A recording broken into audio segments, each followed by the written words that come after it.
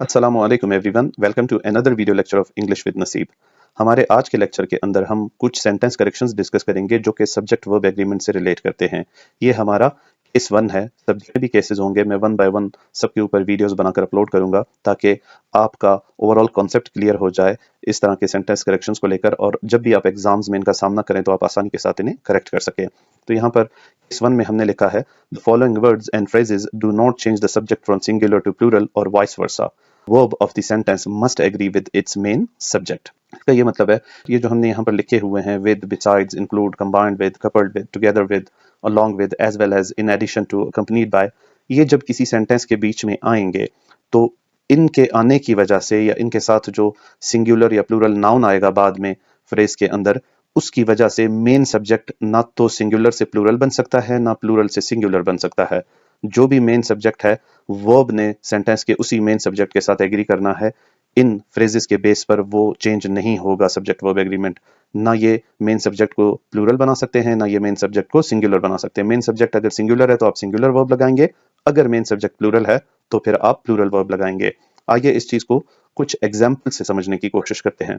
पहला हमारे पास सेंटेंस है, द प्राइम मिनिस्टर। ये हमारा मेन सब्जेक्ट है। अब देखिए, द प्राइम मिनिस्टर एक पर्सन सिंगुलर सब्जेक्ट है। उसके बाद ये फ्रेज आया है, with all his cabinet ministers. अब इस फ्रेज के अंदर वर्ड मिनिस्टर्स को यूज किया गया है जो कि एक प्लूरल नाउन है, और ये फ्रेज शुरू हो रहा है विद से, with all his cabinet ministers. तो इस फ्रेज का मेन सब्जेक्ट जो कि द प्राइम मिनिस्टर है, जो कि एक थर्ड पर्सन सिंगुलर सब्जेक्ट है, इस फ्रेज का उस मेन सब्जेक्ट के ऊपर कोई असर नहीं होगा। वो सब्जेक्ट थर्ड पर्सन सिंगुलर ही रहेगा। यहाँ पर ये वर्ड्स मिनिस्टर आने की वजह से, मिनिस्टर्स आने की वजह से, वो जो हमारा मेन सब्जेक्ट है वो प्लूरल में कन्वर्ट नहीं होगा।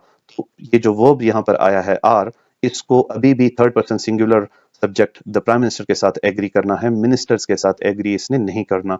इसलिए यहाँ पर ये जो आर इस्तेमाल किया गया है जो कि एक प्लूरल वर्ब है, इसे थर्ड पर्सन प्लूरल के साथ आप यूज करते हैं और दीगर सब्जेक्ट्स के साथ, तो ये डिसएग्रीमेंट में है main subject the prime minister के साथ। ये एक थर्ड पर्सन सिंगुलर सब्जेक्ट है तो इसके साथ थर्ड पर्सन सिंगुलर का वर्ब लगेगा जो कि इज है। तो इसका करेक्ट सेंटेंस होगा, the prime minister with all his cabinet ministers is coming to Quetta. ठीक है जी। नेक्स्ट एग्जांपल है हमारा, the chief minister of Balochistan along with college teachers visit ब्यूटम्स।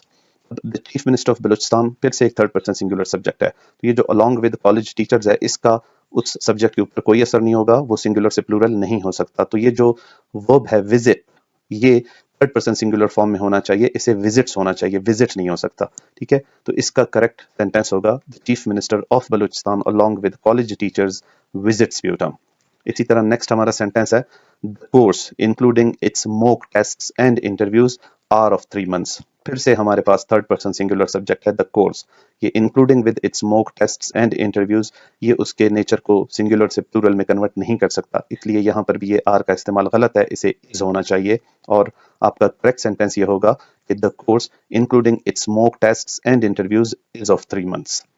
Next sentence है हमारा, हिज कमांड ऑफ ग्रामर। फिर से एक थर्ड पर्सन सिंगुलर सब्जेक्ट है हमारे पास। फिर एक फ्रेज आ रहा है, combined with his fluency in English. तो इससे वो थर्ड पर्सन सिंगुलर सब्जेक्ट जो है, जो हमारा मेन सब्जेक्ट है, वो प्लूरल में कन्वर्ट नहीं होता, इसलिए यहाँ पर ये हैव जो वर्ब इस्तेमाल किया गया है ये गलत है, इसे हैज होना चाहिए। करेक्ट सेंटेंस होगा, his command of grammar combined with his fluency in English has impressed मी।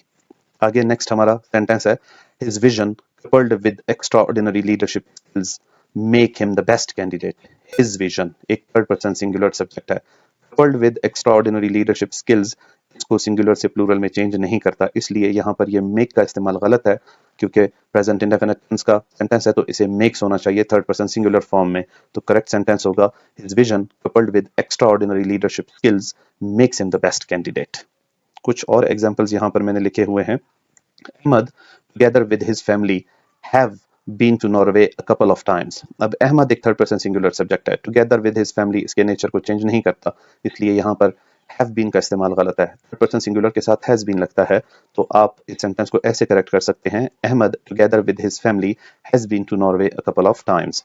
एक और सेंटेंस है, Usman with his son were going home. Usman एक थर्ड पर्सन सिंगुलर सब्जेक्ट है, along with his son इसके नेचर को सिंगुलर से plural में चेंज नहीं करता, और इस सेंटेंस में ये वर्ड का इस्तेमाल गलत है, ग्रामर के हिसाब से इनकरेक्ट है। तो करेक्ट सेंटेंस होगा, Usman along with his son was going home। Usman third person singular है तो उसके साथ was यूज होता है। फिर एक और सेंटेंस है, Pakistan as well as other Muslim countries are sending aid to Palestine. Pakistan third person singular subject है, as well as other Muslim countries, ये इसके नेचर को चेंज नहीं कर सकता प्लूरल की तरफ, तो यहाँ पर ये आर का इस्तेमाल गलत है, इसे इज होना चाहिए। तो करेक्ट सेंटेंस होगा Pakistan as well as other Muslim countries is sending aid to Palestine. Next sentence है food in addition to health care facilities are needed the poor Palestinians. Food एक थर्ड पर्सन सिंगुलर सब्जेक्ट है, ठीक है। तो यहाँ पर ये जो हेल्थ केयर फैसिलिटीज की बात आई है, in addition to health care facilities, ये इसको प्लूरल में चेंज नहीं कर सकता, तो यहाँ पर ये आर का इस्तेमाल गलत है, इसे इज होना चाहिए। तो करेक्ट सेंटेंस होगा food in addition to health care facilities is needed for poor Palestinians. Next sentence है heavy rain accompanied by hailstorm and strong winds hit Dubai.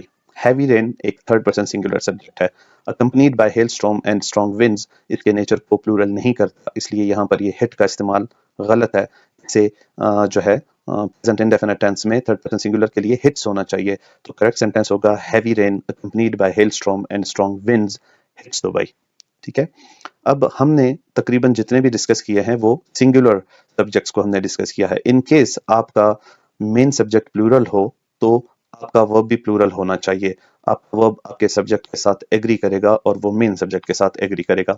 जैसे यहाँ पर एक सेंटेंस है the teachers with good skills is hard to find. अब subject the teachers ये plural third person subject है, with good skills इसको सिंगुलर में कन्वर्ट नहीं कर सकता, इसलिए यहाँ पर ये इसका इस्तेमाल गलत है, इसे आर होना चाहिए क्योंकि मेन सब्जेक्ट प्लूरल है। तो करेक्ट सेंटेंस होगा the teachers with good skills are hard to find. एक और सेंटेंस है हमारे पास the boys along with their friends has been missing। अब मेन सब्जेक्ट हमारा है द बॉयज जो कि एक प्लूरल सब्जेक्ट है, तो यहाँ पर ये हैज इस्तेमाल गलत है क्योंकि प्लूरल के साथ तो हैव लगता है। along with their friends इसके नेचर को चेंज नहीं करता सिंगुलर की तरफ, मेन सब्जेक्ट प्लूरल है तो वो भी प्लूरल होना चाहिए, तो इसका फिर करेक्ट सेंटेंस होगा the boys along with their friends have been missing। तो ये सब्जेक्ट वर्ब एग्रीमेंट के कुछ एग्जांपल्स हैं करेक्ट एंड इनकरेक्ट सेंटेंसेस के, और जब आप एग्जाम इनका सामना करेंगे तो उम्मीद है कि आप इनसे रिलेटेड तमाम सेंटेंस करेक्शंस को बड़ी आसानी के साथ करेक्ट कर लेंगे। और ये वर्ड्स अपने जहन के अंदर बिठा दें, ये जितने भी वर्ड्स एंड फ्रेजेस हैं ये जब भी आपके सेंटेंस के बीच में आएंगे तो इनकी वजह से आपके सब्जेक्ट का नेचर ना तो सिंगुलर से प्लूरल होगा ना प्लूरल से सिंगुलर होगा, ये एडिशनल इंफॉर्मेशन प्रोवाइड करते हैं। आपके वर्ब ने आपके मेन सब्जेक्ट के साथ ही एग्री करना है इन ऑल द केसेस। उम्मीद है इस वीडियो से आपको कुछ हेल्प मिली होगी। मिलते हैं एक और वीडियो के साथ, तब तक के लिए अपना बहुत सारा ख्याल रखिए और मुझे अपनी दुआओं में याद रखिए। अल्लाह हाफिज़।